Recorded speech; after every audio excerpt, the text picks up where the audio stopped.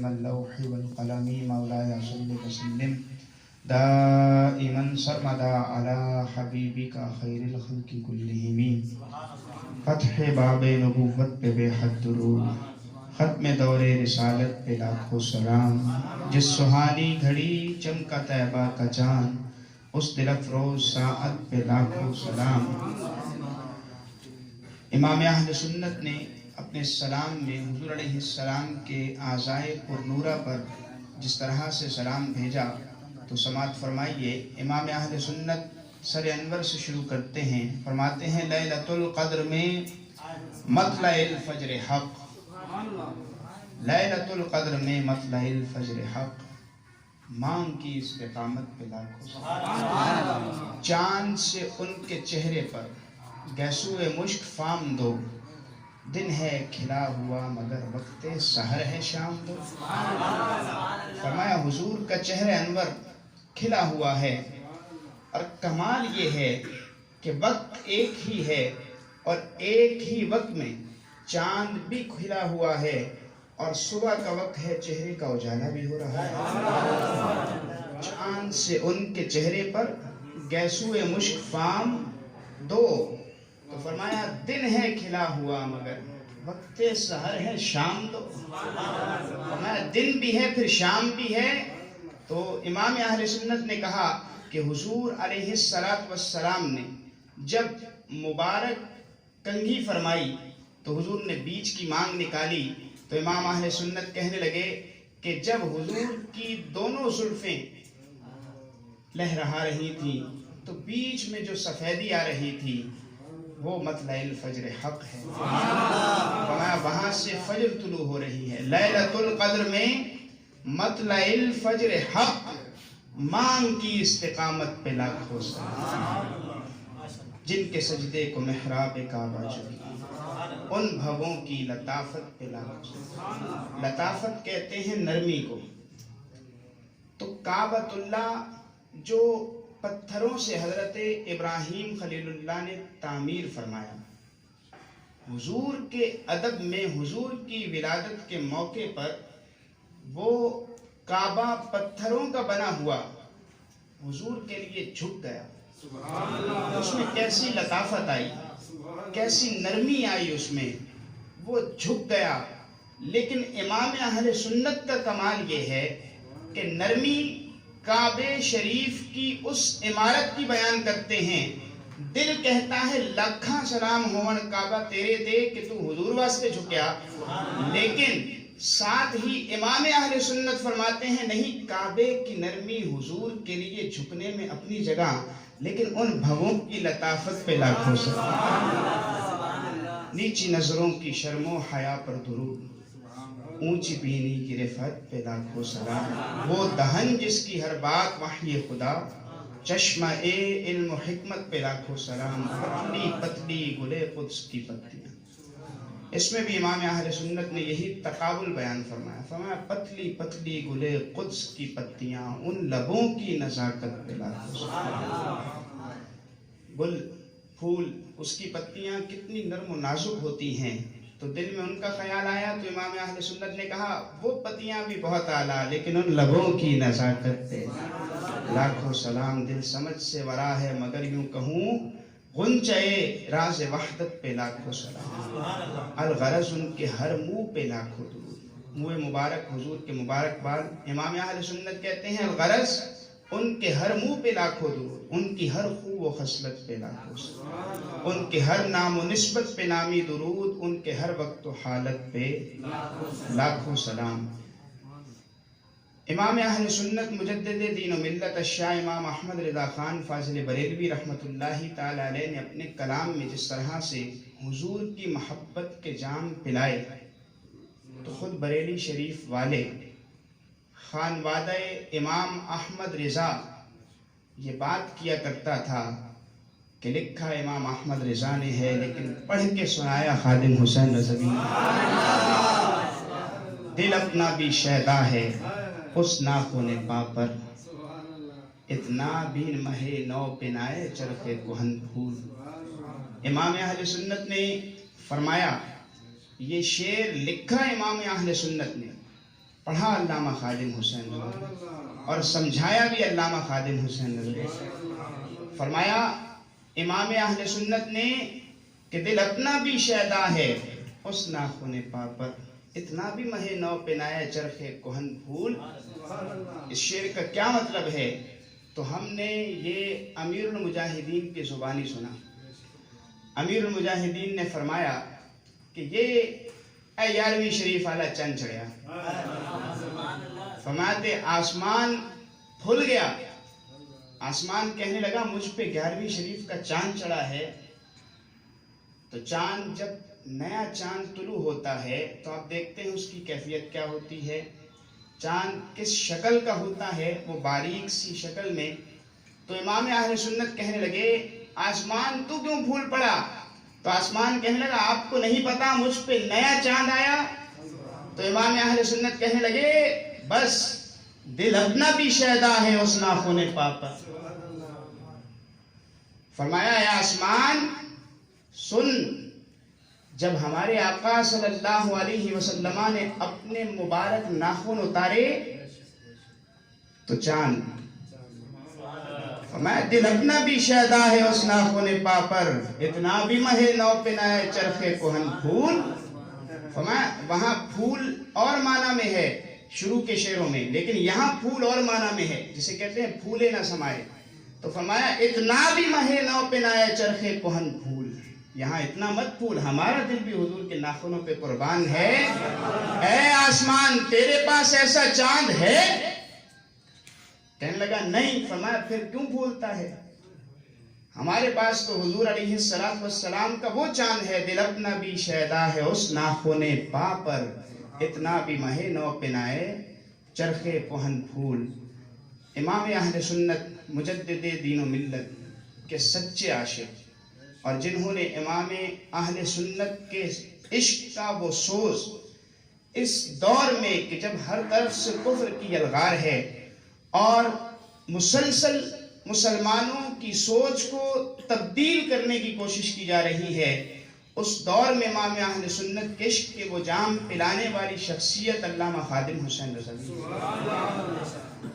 آپ تھوڑا عرصہ پیچھے چلے جائیں. ایک وقت تھا ڈنمارک معاذ اللہ رسول اللہ کے گستاخانہ خاکے شائع کر رہا تھا.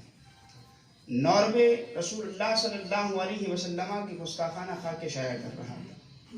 مسلمانوں کے دل جل رہے تھے، لیکن ایک رسمی احتجاج، ایک کال دی جاتی تھی، ایک احتجاج کر لیا، احتجاج کرنے گئے اور کر کے واپس آ گئے.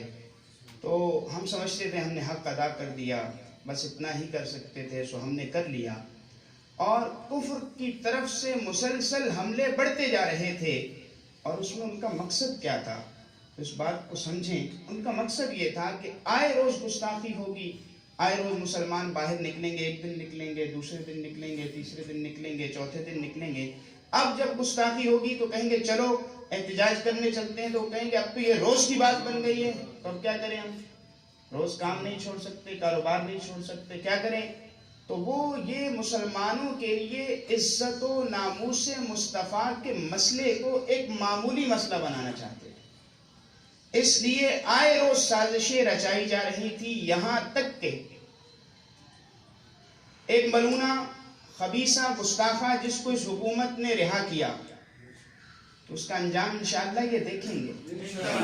پہلے والوں نے جو عزت مصطفیٰ پر سوداگری کی وہ آج جس طرح دربرد ذلیل ہو رہے ہیں، تو اس سے بڑھ کر ذلت ان کا مقدر ہونے والی ہے جو آج حضور سے غداری کر چکے ہیں. من سب نبیت فاقتلوه، من سب نبیت فاقتلوه، من سب نبیت فاقتلوه. لہذا وہ دور کہ جب حضور علیہ السلام کی عزت و ناموس کے قانون 295C کے خلاف ایک پوری مہم چلائی گئی، اور گستاخیاں کروانے کے بعد ایک عورت کو سپورٹ کرنے کے لیے وقت کا گورنر جا کے اس کے سر پہ ہاتھ رکھتا ہے اور معاذ اللہ حضور کی عزت و ناموس کے قانون کو کالا قانون کہتا ہے.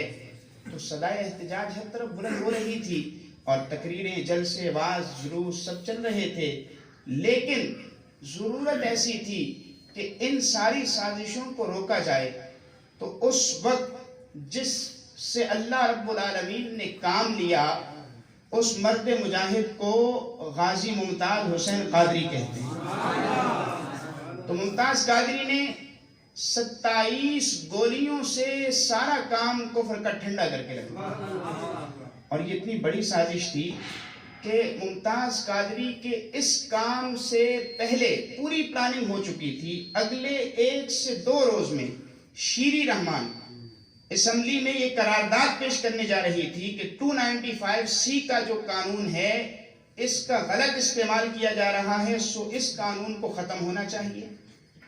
اور پوری پیپلز پارٹی اس وقت اور دیگر تمام جماعتیں مل کر ناموس رسالت کے اس قانون کو ختم کرنا چاہ رہی تھیں، اور اس کے لیے آسیہ ملونہ کو استعمال کر کے اور سلمان تاثیر کو استعمال کر کے کفر جو ہے وہ ایک پوری یہ سازش رچا چکا تھا۔ میڈیا پہ ہر وقت ان ملونوں کو دکھایا جا رہا تھا، مسلمانوں کی سوچ کو بدلا جا رہا تھا، ذہن تبدیل کیے جا رہے تھے، اور قریب تھا کہ یہ حملہ ہو چکا ہوتا تو اللہ نے کام لیا ممتاز قادری سے۔ وہ میدان میں آئے، 27 گولیاں ماری، اس گستاخ کو واصل جہنم کر دیا۔ آپ نے ہتھیار رکھ لیا اور خود اپنی گرفتاری پیش کر دی۔ اب مسئلہ یہ ہوا کہ پوری دنیا ممتاز قادری کو دہشت گرد کہنے لگ گئی۔ پورا میڈیا صبح سے لے کے شام تک ایک ہی راگ الاپ رہا تھا کہ ممتاز قادری نے بہت بڑا جرم کر دیا۔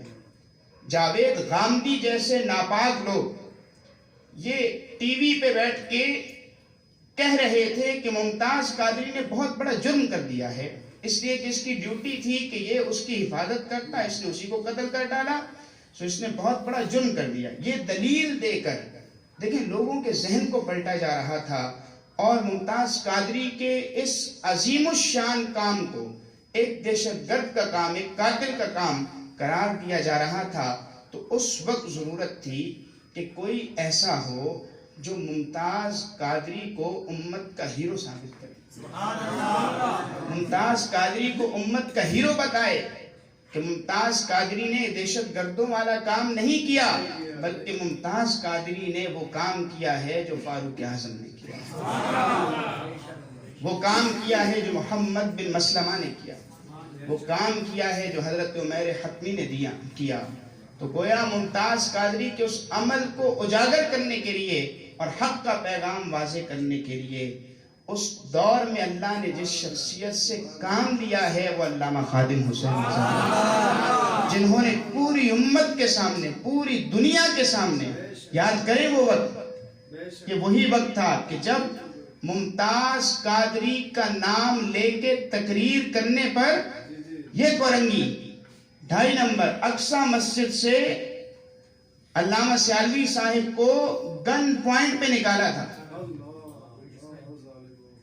اور ممتاز قادری کا نام لینے پر مسجدوں میں پابندی تھی، مولوی ڈرتے تھے اور پابندیاں تھیں، مختلف تنظیمیں اس پر مخالف تھیں، اور ممتاز قادری کا نام لینے والوں کو مجرم سمجھا جاتا تھا، بلکہ پابندی تھی کہ ممتاز قادری کے لیے دعا نہیں ہوگی۔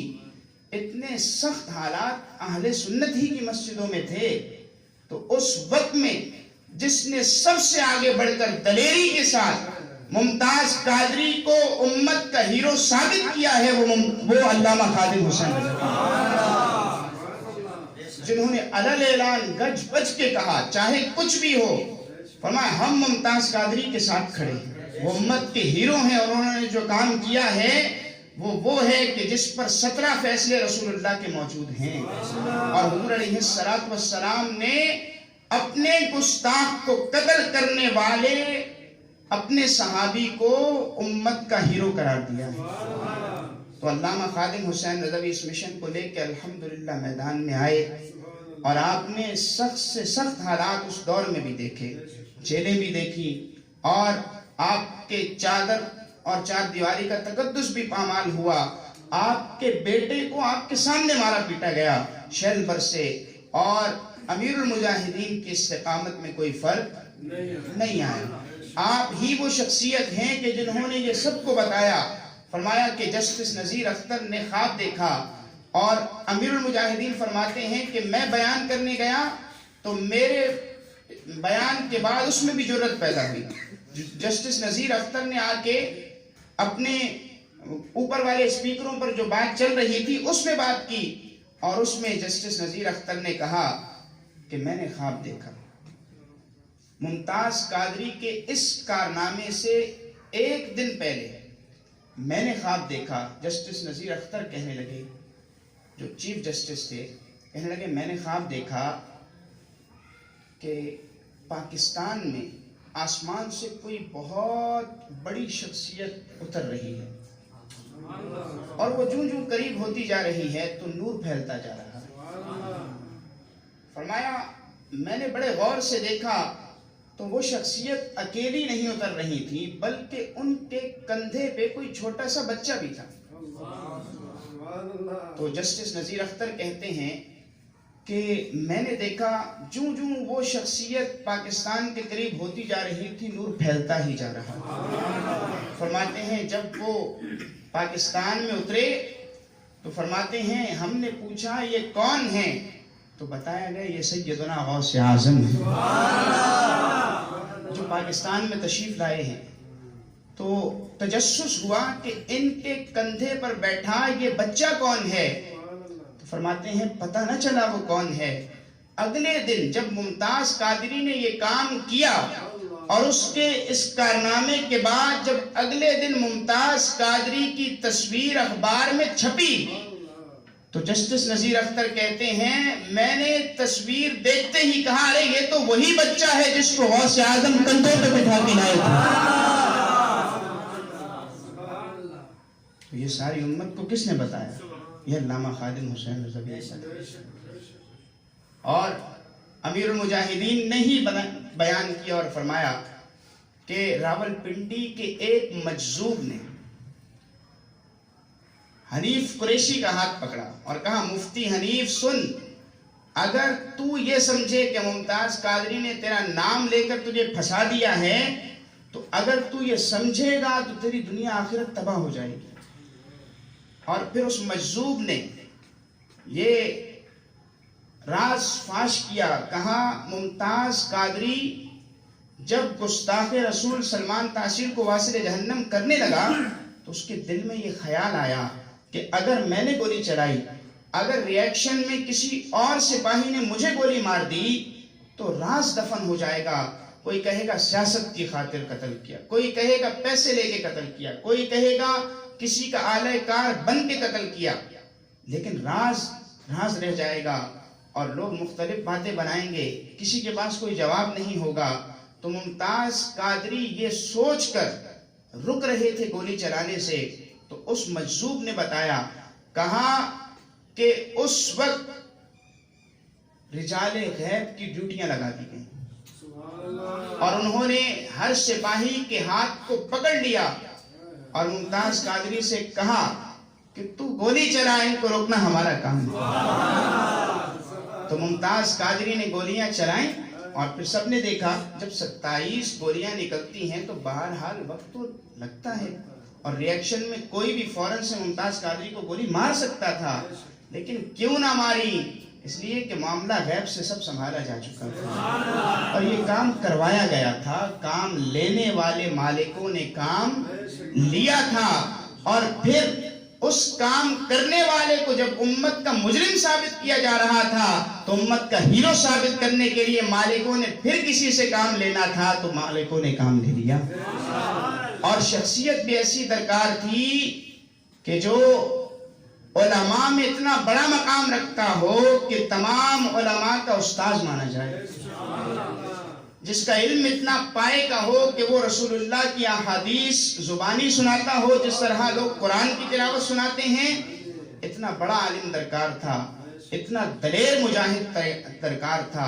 تو اللہ رب العالمین نے اس دور میں علامہ خادم حسین رضوی کو میدان میں اتارا اور پھر آپ نے ناموس مصطفیٰ پر پہرا دیا اور آپ نے اس تھوڑے سے عرصے میں، یعنی اس سے پہلے امیر المجاہدین منظر عام پر نہیں تھے اور پھر جب آپ منظر عام پہ تشریف لائے ہیں تو اس کے بعد سے لے کے اس تھوڑے سے عرصے میں اور بالخصوص اس 4 سالہ دور میں امیر المجاہدین نے پورے کفر کو جو ہے وہ یوں جھنجھوڑ کر رکھ دیا، دھرسا طاری کر کے رکھ دیا ہے، ہلا کے رکھ دیا ہے.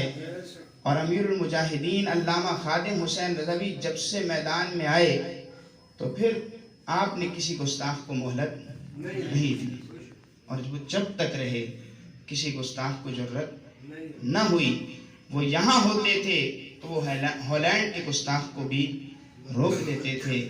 اور پھر بالآخر سبب آپ کے وصال کا یہی ہوا کہ حضور کی گستاخی ہو گئی اور امت کچھ کرنے کے لیے تیار نہیں. 57 اسلامی ممالک موجود، لیکن کوئی سربراہ مملکت آواز اٹھانے کے لیے تیار نہیں. ہمارے ملک جو اسلام کے نام پہ بنا اس کی حالت یہ کہ سفیر تک نکالنے کو تیار نہ تھے. تو امیر المجاہدین آپ میدان میں آئے، یہ مطالبہ آپ نے منوایا، لیکن یہ غم اتنا شدید تھا کہ دیکھیں فرانس کی گستاخی تو اپنی جگہ موجود ہے اور یہ پوری امت کے لیے ابھی بھی معاملہ ختم نہیں ہوا. فرانس کا مسئلہ باقی ہے، ابھی فرانس سے امت نے بدلہ نہیں لیا. فرانس نے حضور کی گستاخی کی ہے اور اس نے حضور کے گستاخانہ خاکے اپنی سرکاری عمارتوں پر لگائے ہیں. کبھی تاریخ میں کسی نبی کی اتنی بڑی کوئی توہین نہیں ہوئی جتنی بڑی توہین فرانس نے ہمارے آقا مولا صلی اللہ علیہ وسلم کی. تو حضور کے غیرت مند عاشق تھے، سچے عاشق، وہ چوری کھانے والے عاشق نہیں، جان دینے والے عاشق. لیلا روزانہ چوری بھیجتی تو بہروپی مجنو روزانہ راستے میں آ جاتے. تو لیلا جس کے ہاتھ چوری بھیجتی ہر روز ایک نیا آتا، کہتا مجنو تو میں ہی ہوں. تو لیلا اسے چوری دے دیتی.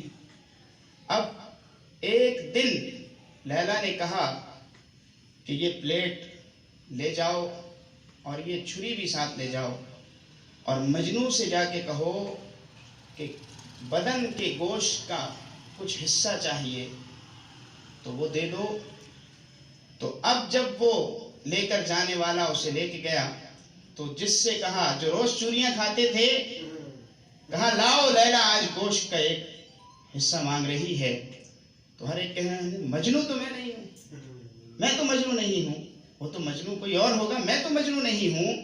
تو ہر ایک نے کہا مجنو میں نہیں ہوں. اور جب مجنو کو خبر پہنچی کہ لیلا نے آج گوشت مانگا ہے، مجنو نحیف کمزور، تو مجنو کہنے لگا لیلا نے یہ بھی بتایا ہے کہ بدن کے کون سے حصے کا گوشت چاہیے. تو یہ چوری کھانے والے مجنو تو بہت ہیں، لیکن حقیقی غیرت مند رسول اللہ کے عاشق امیر المجاہدین تھے کہ حضور کی گستاخی کے بعد ان سے زندہ رہنا گوارا نہ ہوا اور وہ اس عالم سے تشریف لے گئے، شان سے تشریف لے گئے. جب تک جیے وہ غیرت سے جیے، تشریف بھی لے گئے تو اپنی شان سے اور غیرت سے تشریف لے گئے. وہ زندگی کا ایک ایک پل رسول اللہ کے لیے جیے، اپنے لیے نہ جیے. آپ ان کے روز و شب دیکھیں، زندگی کے حالات دیکھیں، مصروفیت دیکھیں تو آپ خود کہیں گے کہ ان کو رسول اللہ نے بھیجا تھا. اور پھر جب تک حضور نے رکھا اور پھر اپنے پاس بلا لیا. آپ کے روز و شب کے معمولات اتنے سخت تھے اور پھر عدالت بھی تھی، لیکن آپ نے ایک ایک پل رسول اللہ کی امت کے لیے گزارا. اور پھر ہمارے دلوں میں حضور کا وہ عشق بیدار کر کے چلے گئے ہیں اور یہ مشن اب کبھی رکنے والا نہیں ہے. انشاءاللہ ہمارے قائد نے اپنے آخری خطابات میں فرمایا کہ تمہیں رسول اللہ کے دین سے تکلیف ہے، فرمایا ایک ہی ہونا ہے تو حضور کا دین تو انشاءاللہ تخت پہ آئے گا. اور آیا دین آیا کا نعرہ لگتے ہوئے حضور کا دین تخت پہ آ کے رہے گا اور امیر المجاہدین کی آنکھیں قبر میں ٹھنڈی ہوں گی. اللہ ہمیں اس مشن کو پورا کرنے کی توفیق عطا فرمائے. اس مشن کو پورا کرنے کے لیے ہمیں اپنی تمام صلاحیتیں، تمام کوششیں پروئے کار لانی ہیں.